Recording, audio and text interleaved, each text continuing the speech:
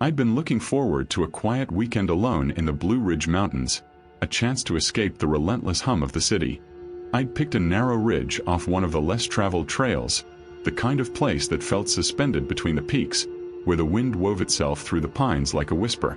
I arrived late afternoon, sunlight brushing the highest treetops in gold, and I set up my small tent near a clearing where the ridge fell away sharply.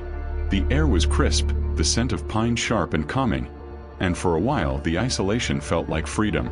By the time the sun began to sink behind the mountains, shadows stretched long and uneven, spilling across the forest floor. The rustling of the pine needles above me was constant, a soft patter that seemed ordinary until it suddenly became too deliberate. Then I heard it, a whisper, so soft I thought it might have been the wind. It called my name. I froze, every nerve taut, scanning the trees, but the ridge behind me was empty. My heartbeat drummed in my ears, and I told myself it was just my imagination, the echo of being alone in the woods for too long. I shivered and focused on my campfire, coaxing it into a glow that would fend off the dark. That's when I noticed the shadows. My flashlight flicked across the trunks and, for a fraction of a second, I thought I saw movement, quick, deliberate, and too purposeful to be a deer or raccoon. Each time I trained the beam on the spot, the motion stopped, vanishing between the trees as if it had never existed. My stomach sank, and I realized I had no idea where to place my trust. I hurriedly packed my gear, trying to convince myself to stay calm, but the ridge seemed alive with attention. Every step I took toward my tent made the whispering louder, almost mocking, as though the forest had learned my name and was repeating it to me in a slow, deliberate game. I tried to keep busy, sorting my things, lighting another small fire, anything to distract myself. But when I moved, I felt eyes. Not the flicker of a passing animal, not the faint hint of wind-blown branches, but eyes watching from somewhere just beyond my reach. The hair on my arms and neck stood on end. I convinced myself to sit, breathe, and observe, telling myself the human mind creates patterns out of noise. I told myself I was rational. I wasn't. Night fell completely, and the ridge became a cage of darkness. The whispers came again, circling me now, indistinguishable in direction, yet impossibly close. I stayed as still as I could, flashlight clutched in one hand, trying to avoid any sudden movements. The shadows persisted, darker than night should allow, weaving through the trees in a rhythm that matched nothing natural. I wondered briefly if this ridge had a history, if the locals had ever spoken of it in hushed tones. But I had no phone signal, no way to check. It was just me, the forest, and those whispers. Sleep was out of the question. Every rustle in the pine needles made my chest tighten. Every imagined shift of light on the trees made me flinch. I tried to read by flashlight, pretending the pages of my notebook could shield me from whatever watched, but the words blurred. Hours passed, measured only by the slow crawl of shadows and the unrelenting whispers. I lost track of time, my mind hopping between rational explanations and the creeping, paralyzing sense that I wasn't alone. At some point I stopped trying to see, stopped trying to rationalize. I lay low, listening. The whispers became a hum, a constant presence that didn't announce itself all at once but never left. My mind traced paths through the forest, imagining shapes that might be human, animal, or neither, but I couldn't shake the certainty that someone, or something, was studying me. By then, I no longer had the courage to leave my tent. The ridge felt like a tight knot, every tree a sentinel, every shadow a watcher. When the first pale light of dawn finally seeped into the forest, I dared to step outside. The forest seemed still in a different way, not alive with menace, but holding itself in quiet suspense. I scanned the ground and saw them. Footprints circling my campsite, small and human-like, but no trail leading away. It was as if the ridge itself had moved them, closed off any exit, returned my visitor to the shadows. My stomach twisted at the realization that whatever had been there had remained unseen, observed me, and then vanished without a trace. I left that ridge quickly, backpack slung over my shoulder, eyes constantly scanning the forest even as I descended. I didn't speak to anyone on the way down, and I've never told many people the story because it sounds absurd, impossible. But I know what I felt. I know the way the whispers clawed at me, the way the shadows didn't obey light or logic, the way the forest itself seemed alive with purpose. Even now, weeks later, when the wind brushes through the pines outside my home, I swear I hear it, soft, deliberate, and calling my name. It doesn't sound like the wind. It sounds like that ridge, patient and waiting, reminding me that I had been watched and that something in the Blue Ridge Mountains still remembers me. We had decided on a remote stretch of the Blue Ridge for our camping trip, somewhere the maps barely marked, a place where the creek twisted through the valley like silver threading through green velvet. It felt perfect at first, untouched, quiet, alive in a way the city never is. We pitched our tents close to the water, the soft gurgle of the creek mingling with the rustle of leaves. By late afternoon, the sun was dipping behind the peaks, painting the forest in shades of gold and shadow. Our fire was small but steady, the smell of pine smoke comforting, and for a little while everything felt right. As night fell, I noticed the fire acting oddly. The glow flickered as if reluctant to burn, throwing long, uneven shadows across the trees. At first, I chalked it up to the wind or damp wood, but there was something in the movement of those shadows that unsettled me. They stretched too far, too deep, curling along the edges of the creek and vanishing in ways that didn't match our positions. I looked around at my friends. They laughed it off, teasing about forest spirits and the overactive imagination of campers. I tried to join in, but my gut twisted with unease. There was a heaviness in the air, a pressure that made every sound sharper, every movement more deliberate. It was her who went for water first. She laughed, brushing off my warning, and walked toward the creek with her metal bucket. A few minutes later, I realized the laughter had stopped. Something tightened in my chest. I called her name, first casually, then with rising panic, my voice swallowed by the night. I grabbed a flashlight and ran toward the creek, scanning the trees. I found her footprints in the soft mud, leading straight to the water's edge. And then they stopped. She had not stepped into the creek. The prints ended abruptly at the bank. The water itself had changed. The current slowed unnaturally, the surface black and still, reflecting nothing but the darkness above. I leaned closer, trying to see if she had fallen in, if she had slipped. Anything, but the creek offered no hint, no ripple, no disturbance. My heart pounded as I shouted her name again, my voice cracking. The shadows along the banks seemed to twitch in rhythm with my panic. Every branch, every fallen log, every stretch of mist along the creek looked like it had shape, purpose, watching. I remember feeling paralyzed, torn between rational thought and fear that didn't make sense. Minutes stretched into an eternity. The forest seemed to press in, every sound amplified. The croak of a frog, the snap of a twig, the whisper of wind through the leaves. I called and ran along the creek, tracing the line of footprints, hoping to catch a glimpse of her, to see a reflection in the black water, but there was nothing. The fire from our campsite flickered weakly in the distance, reduced to an ember of light, the smoke curling like a question mark against the sky. I returned to the tents at some point, though I can't remember exactly how long I ran.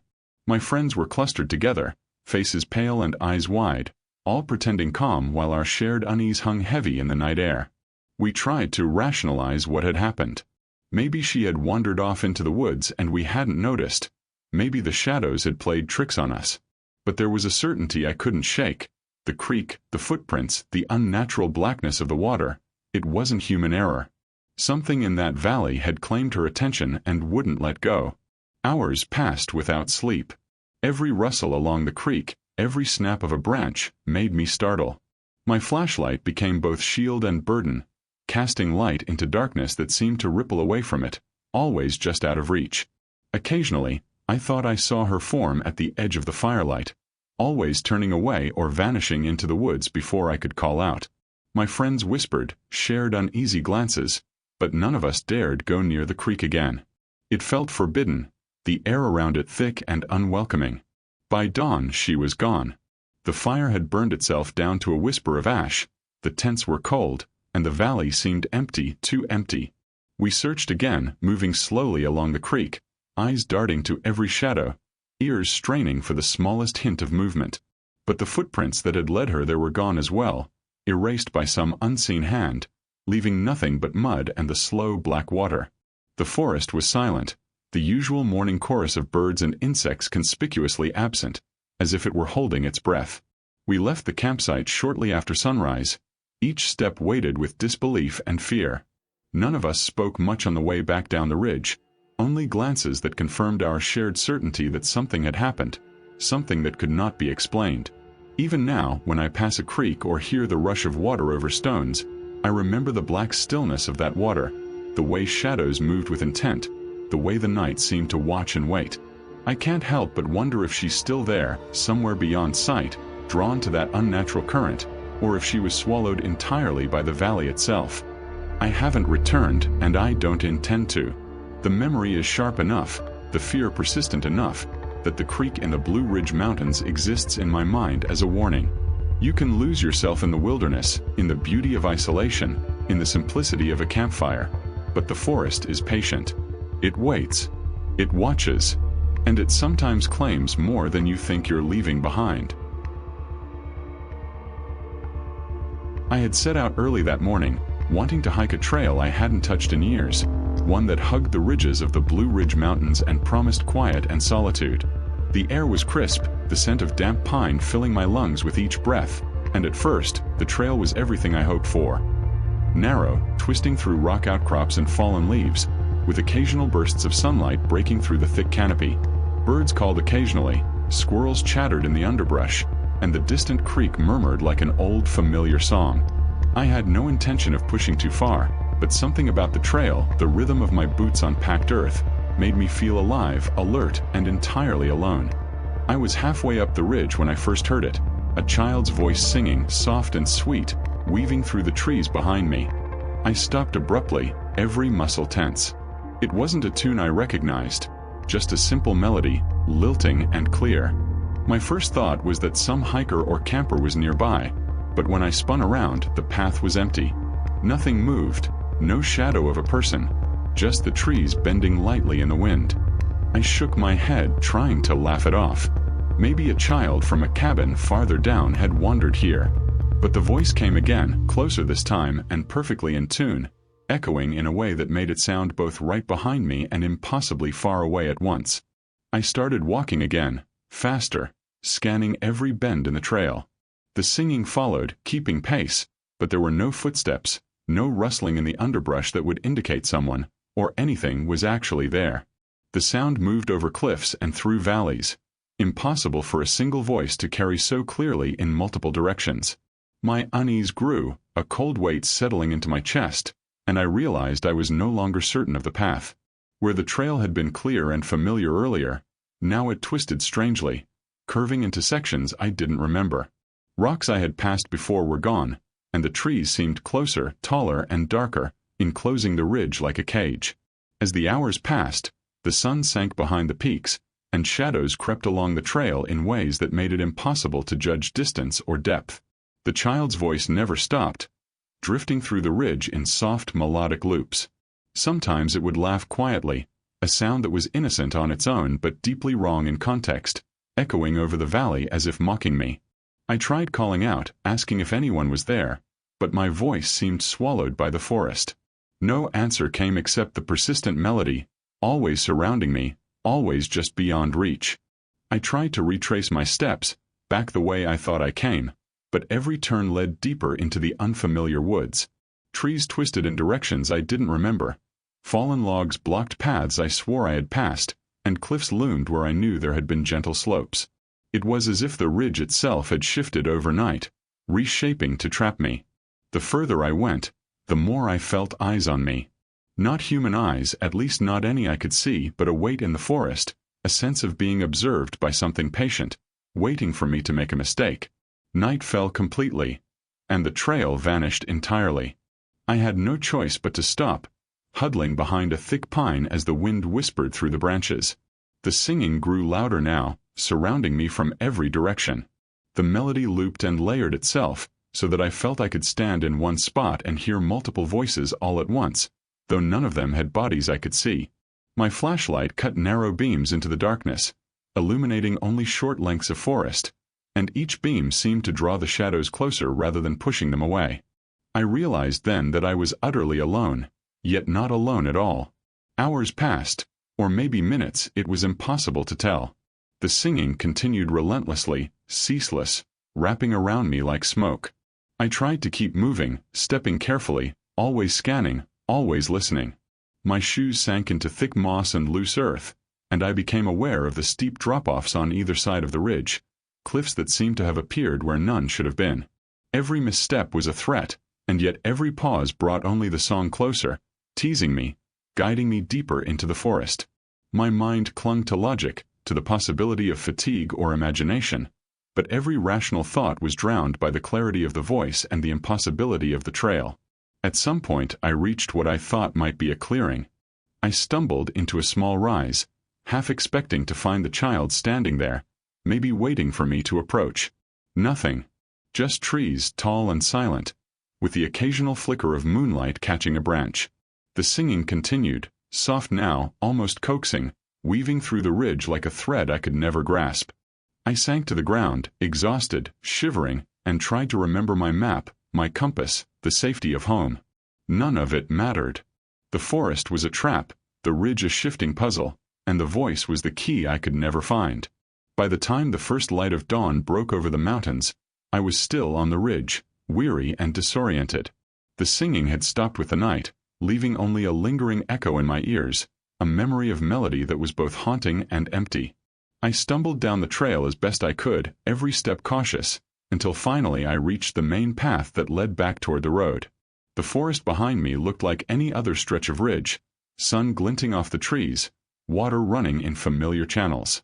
Nothing in the daylight hinted at the night I had endured, the voice that had followed me, the impossible shifts in the trail. Even now, months later, I can't shake the memory.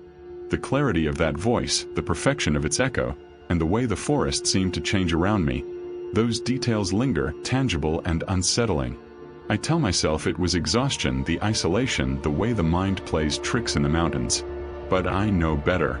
I remember the way the melody wrapped itself around me, guiding and taunting, and the way the forest itself seemed alive, watching, patient.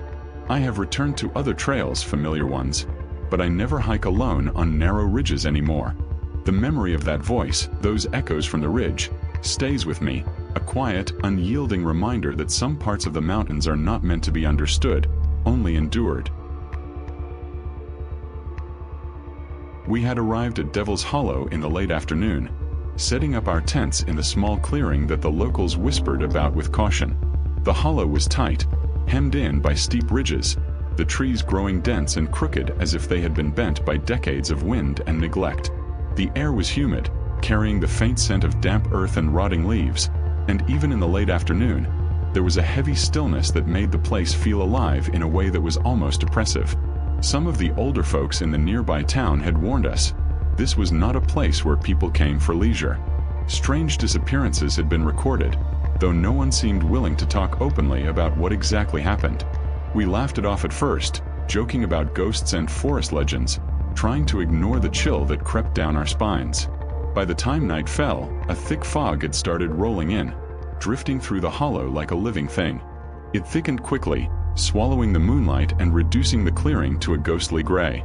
Shadows moved within it, slow, deliberate, and always just out of reach. We could see hints of forms shifting in the mist, but nothing ever revealed itself fully. It was as though the fog carried its own consciousness, shaping and reshaping what little light we had, keeping us guessing. Every time we shone a flashlight into it, the beam disappeared into the gray, and the shapes vanished, leaving only a dense, impenetrable fog in their place. I remember first hearing it as we sat around the campfire, our voices muted by the fog.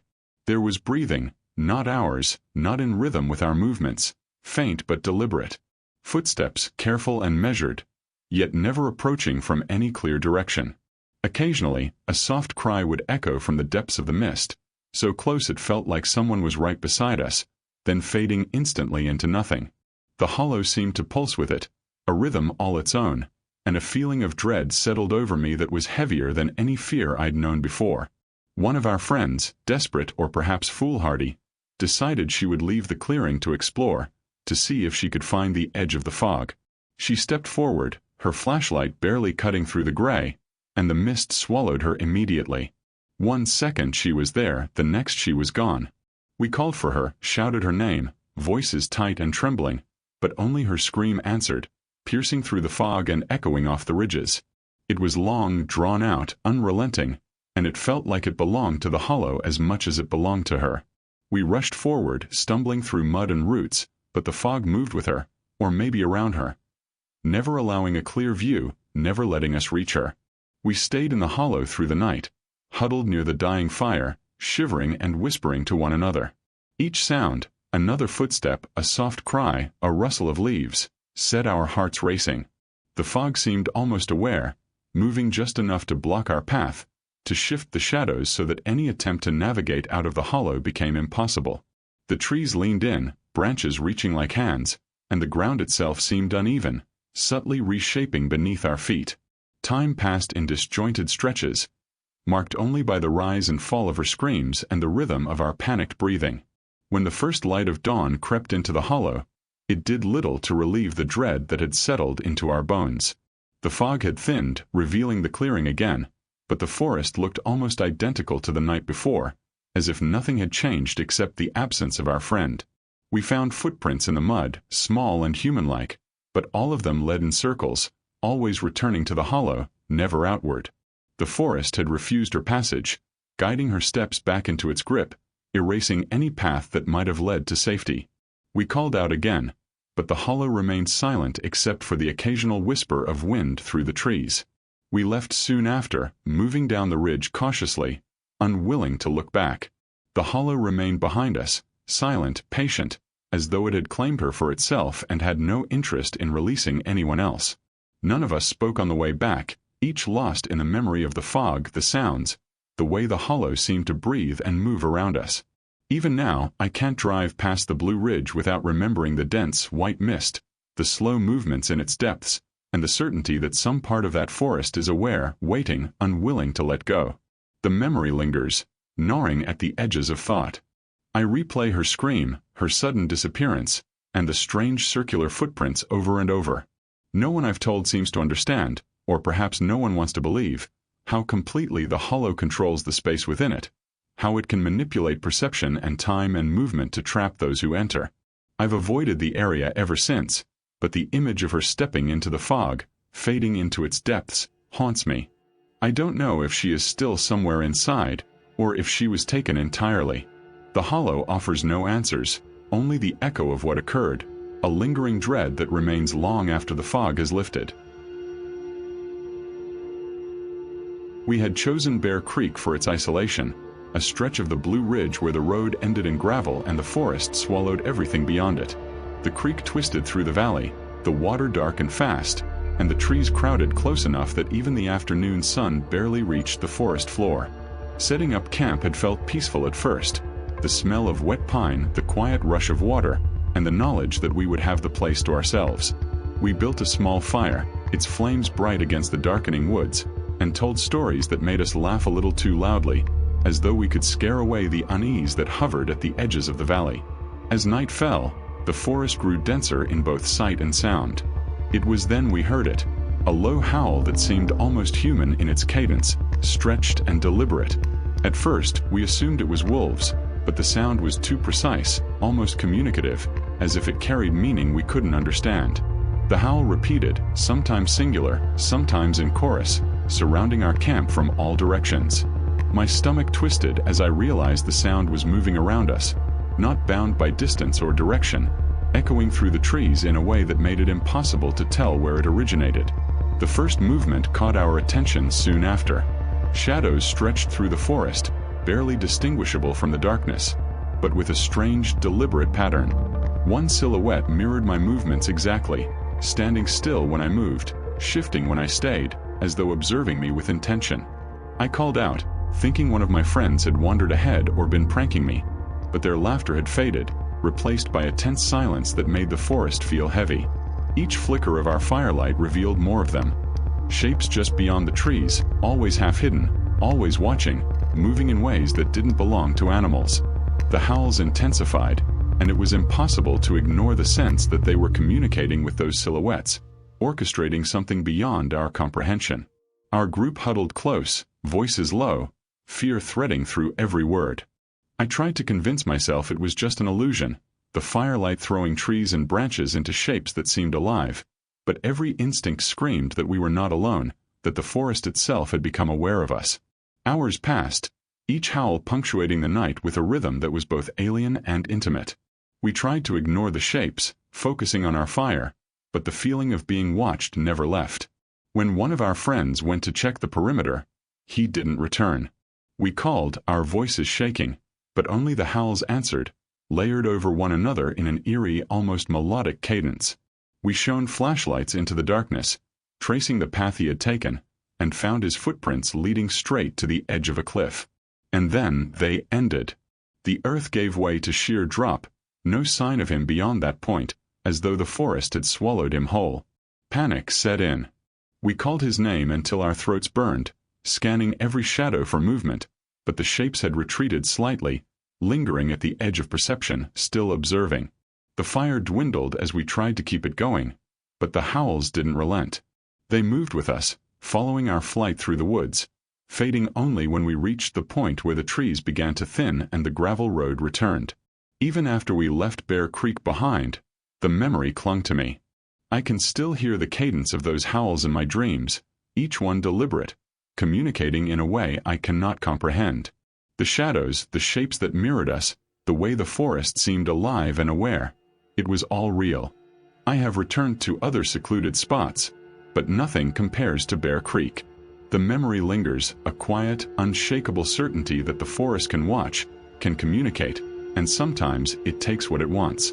The sense of being observed, of being part of a design I cannot understand, remains with me, a lingering fear I carry whenever I hear a howl echo through the trees. We had been hiking all day, lost in the folds of the Blue Ridge Mountains, following a trail that seemed to vanish as quickly as it appeared.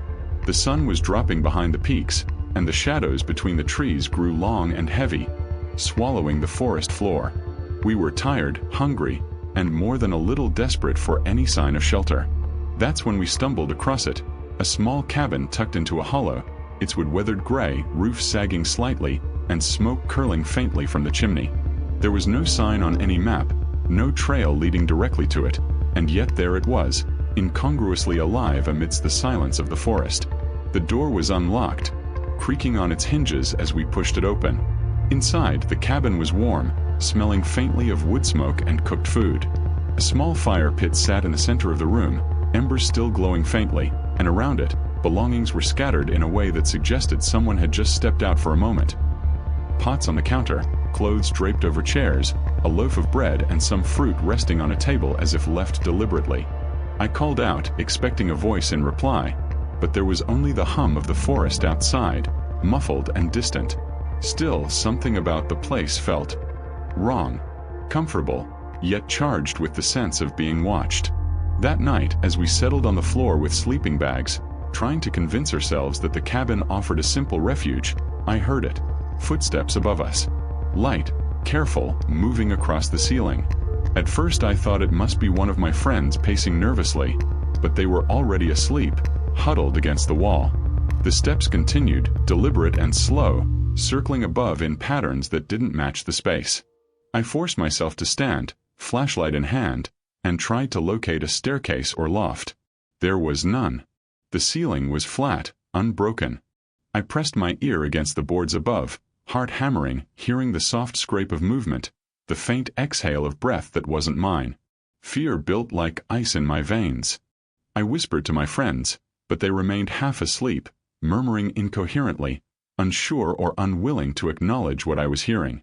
I mustered the courage to investigate, shining the light along the walls, searching for any hidden access, any sign of a second floor, but found nothing. Every time I thought the sound had stopped, it resumed, circling above us like a predator testing its prey. I stayed awake the rest of the night, listening, frozen in place, unable to sleep, unable to leave without knowing what, or who, was up there. When morning came, we dared to move again. The cabin had changed overnight. The items that had been scattered around, pots, clothes, even the food, were gone. In their place were footprints, small, precise, leading from the cabin into the woods. But the trail stopped abruptly, swallowed by the underbrush. There was no sign of a person, no path to follow. The forest had reclaimed them as easily as it had swallowed our sense of security. We searched the perimeter, calling into the trees, but only silence answered.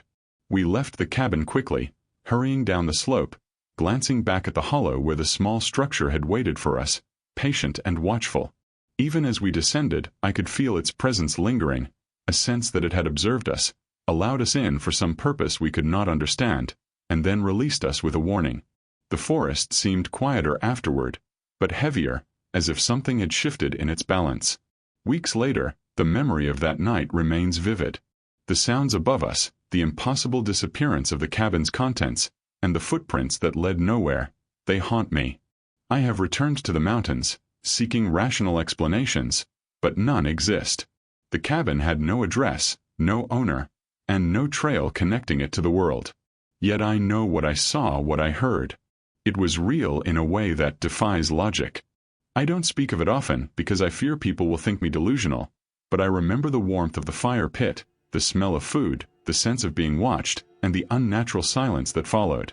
The hollow waits, patient and calculating, and I am certain that if I ever returned, it would be waiting again, unchanged and unwelcoming, ready to test the boundaries of who dares enter.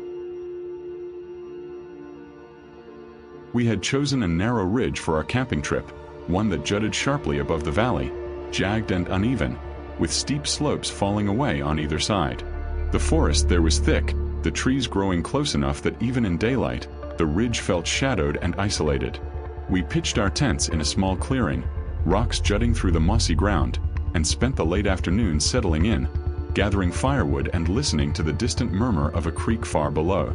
At first, the ridge felt exhilarating, alive in a way that made the city seem impossibly dull. But as the sun sank behind the peaks, a quiet unease began to settle over the camp, subtle at first, like the feeling of being watched. It started with shadows. At first, we didn't notice them, just the long stretches of darkness cast by the low sun, but soon I realized they moved differently than our own. When one of us stepped forward, a shadow would pause. When we froze, it would shift, matching us in ways that were too deliberate to be coincidence.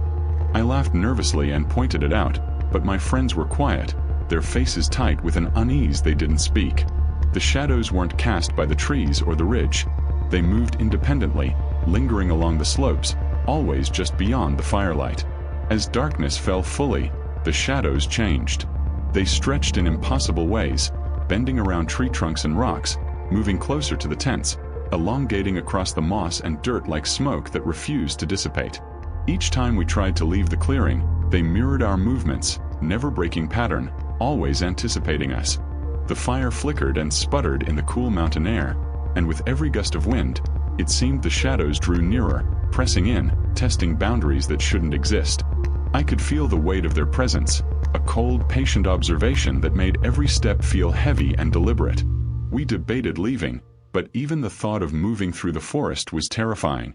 The shadows seemed to occupy every path, stretching into the trees in ways that obscured the trail, creating a maze of darkness that wasn't there before.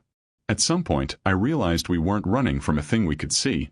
We were running from something that existed in the spaces between sight, a presence that followed and manipulated us without ever showing itself fully. Panic rose in my chest like smoke, and I found myself shouting, calling out for the others, my voice swallowed instantly by the trees. The ridge seemed alive with them, the shadows stretching and twisting with a patience that was impossible to comprehend.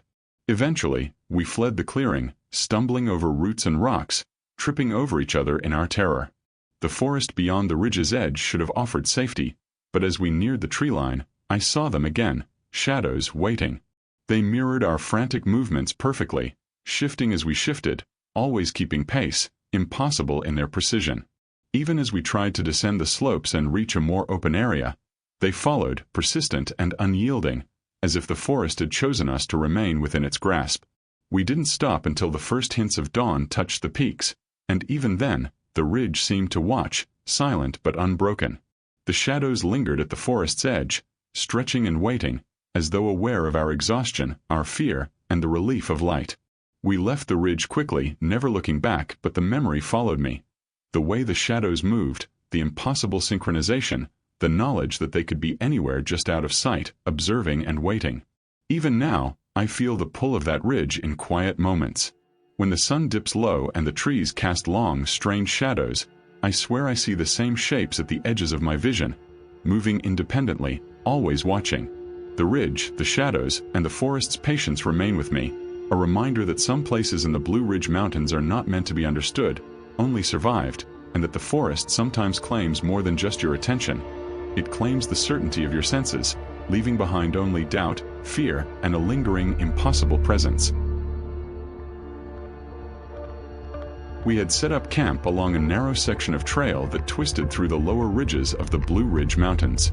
The evening had begun peacefully, the fog rolling down the slopes like a pale river, softening the outlines of trees and rocks, making the forest feel quieter than usual. We built a small fire, its warm glow cutting through the gray mist, and settled into our tents with hot drinks, enjoying the solitude and the isolation. The kind of quiet that comes from being completely alone in the mountains has a weight to it, and that night, the fog seemed almost alive, pressing against the clearing, muting every sound except the occasional rustle of pine needles and the murmur of distant water. It started as a small flicker in the fog, a tiny point of light that bobbed as though carried by someone walking cautiously along the trail. At first, we assumed it was another hiker, someone moving through the mist with a lantern of their own. But as it drew nearer, we realized there was no figure, no shadow, no movement behind the light. It floated with an unnatural steadiness, bobbing just enough to mimic the gait of someone walking, stopping occasionally as if pausing to watch us. My stomach tightened. I called out, asking if anyone was there, and the light stopped for a moment, hovering in place. Then it moved closer, and the fog thickened around it, swallowing everything beyond the glow. Curiosity mixed with unease. We rose from the fire, trying to follow it along the trail, stepping carefully over roots and rocks slick with fog and dew. No matter how fast or slow we walked, the lantern always seemed to maintain the same distance, bobbing ahead just beyond reach. We exchanged uneasy glances, whispering half-jokes to keep from panicking, but the silence of the forest was absolute, broken only by the soft thump of our boots and the occasional creak of a tree branch. Each step felt heavier, as though the forest itself were resisting our approach, subtly shifting underfoot, guiding the lantern further into the trees without ever allowing us to close the gap. Minutes or maybe hours passed. I couldn't tell before it happened. The lantern stopped, hovering at the edge of a small clearing just out of reach. We froze, unsure whether to advance or retreat. It didn't flicker or sway, just hung there, steady and deliberate, as if waiting for us to decide. I remember the cold prickling along my neck, the way the fog seemed to press closer, as though the space around the light were separate from the forest itself. The lantern wasn't just an object, it was a presence, a focus of something beyond reason, drawing us in without revealing what it was. We edged closer, moving almost silently, but the moment we shifted forward, the lantern drifted the same distance away. It was impossible. Terrain that should have slowed it, roots and rocks that should have hindered it, and yet it responded perfectly to our steps, maintaining that eerie, measured separation. Panic crept in, and the jokes ended. We called out again, voices cracking, and still it did not respond. The forest was silent except for our own echoes, and the light continued its slow, impossible dance, always ahead, always just beyond reach. Eventually, exhaustion and fear drove us back to the campsite. The lantern remained in the clearing, unmoving for the moment, but when we turned to look again, it was gone. Just gone, swallowed by the fog as if it had never existed. The air that followed was heavier, charged with a sense of being observed. Every shadow along the edge of the clearing seemed to stretch unnaturally, and every rustle of leaves made me flinch. For hours, we sat quietly, staring into the gray, knowing that wherever it had gone, it was still there, watching, waiting, patient. By morning, the fog had lifted, the forest returning to its usual quiet hum. Nothing remained of the lantern, no signs or traces, only the lingering sense of something that had entered our world briefly and left an indelible mark. The memory of its steady glow, the impossible way it mirrored our movements without a figure behind it, and the way the forest seemed to hold its breath in response remains with me.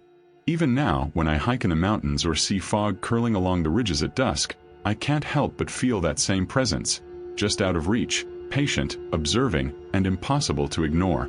The lantern may have vanished, but its shadow lingers in the corners of memory, a quiet, unrelenting reminder that some things in the forest move with intent, and some are never meant to be understood. I had been looking forward to returning to that campsite for months. The first time I'd been there, it had been peaceful, tucked into a small hollow in the Blue Ridge, with a gentle stream winding through the trees and sunlight filtering through the canopy in long, warm beams. I remembered the smell of damp earth, the sound of water over rocks, and the way the ridge above caught the last of the afternoon sun just before it dipped behind the peaks. It had felt like a secret place, untouched and safe, a small pocket of solitude in the mountains. I had promised myself I'd return before the season ended, to sit again by the fire, hear the creek, and sleep under the stars. When I arrived months later, I froze. The hollow was unrecognizable. The trees had shifted, as though the forest itself had moved while I was away. Where the stream had curved gently, it now cut a straight path, dark and swift, and my old tent, my small worn shelter, was gone without a trace. No signs of fire rings, no flattened grass, nothing to suggest I had ever been there. At first, I thought I must have misremembered, that perhaps I'd mixed this hollow with another. But no, the ridge was the same, the air smelled the same, and the stillness of the forest pressed against me, thick and deliberate. I started searching the immediate area, moving slowly and carefully over roots and moss, scanning the ground for any indication of what had happened. That's when I saw them. Faint imprints in the soft soil, delicate and uneven, leading deeper into the forest. They weren't human, at least not in any way I could recognize. They seemed deliberate, walking in curves and spirals rather than straight lines, as though they were guiding someone or something toward a destination. The further I followed, the more a sense of unease wrapped around me. The forest felt heavier, denser, alive in a way I hadn't noticed before. After a few minutes, I reached the edge of a wall of fog that had risen suddenly among the trees. It was impossibly thick, white and impenetrable, swallowing all light, all sound beyond its edge. The imprints led straight into it, disappearing as though the fog itself had swallowed the path. I held my hand out, trying to feel for the air, the moisture, anything to tell me how far it went, but the fog seemed infinite, and the weight of it pressed against me like a living thing. My heart raced, each beat echoing in the hollow silence that surrounded me.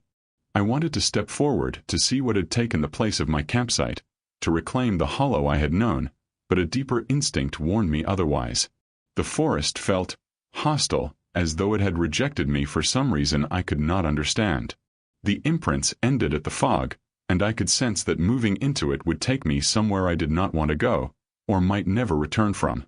The air was thick with the smell of wet moss and something else, faint, metallic, and unsettling. I realized that the forest itself had changed while I was gone, reshaping paths, streams, and shadows, and it was clear I had no right to this place any longer. I turned back slowly, every sense alert, feeling eyes, or perhaps just the weight of the forest, on me as I retraced my steps. The hollow was quiet, too quiet, and the stream sounded muted, as if it had been silenced. I didn't dare call out, but even in my silence, the forest seemed to respond, shifting branches and rustling leaves in a subtle, deliberate way. I could not shake the feeling that I had been watched from the moment I stepped back into the hollow, and that something had assessed me, measured me, and deemed me unworthy to remain. By the time I reached the edge of the hollow, the sunlight had begun to fade, and the mist curling along the ridge gave everything a blurred, almost unreal quality. I looked back once, expecting perhaps to see my campsite, but there was nothing. Only the forest, altered and unfamiliar, and the wall of fog that seemed to pulse faintly, as though breathing. Even now, I cannot explain what happened, and I know I may never be able to. The place I had loved and remembered had been taken from me, reshaped into something unrecognizable, leaving only a lingering sense of rejection and the heavy certainty that some corners of the mountains are not ours to return to, no matter how familiar they once were. I left that day, moving quickly down the ridge toward roads I knew, my footsteps echoing unnaturally in the hollow. Behind me, the forest remained silent but aware, a living, patient presence. Months later, when I think of that hike, I can still see the fog, feel the shifted trees, and remember the strange imprints leading nowhere. I cannot explain why the hollow had changed, why my campsite had vanished, or what force had created the wall of mist, but the memory is as real as any scar. It waits quietly in my mind, a reminder that the mountains keep their secrets, and sometimes they refuse to let us return.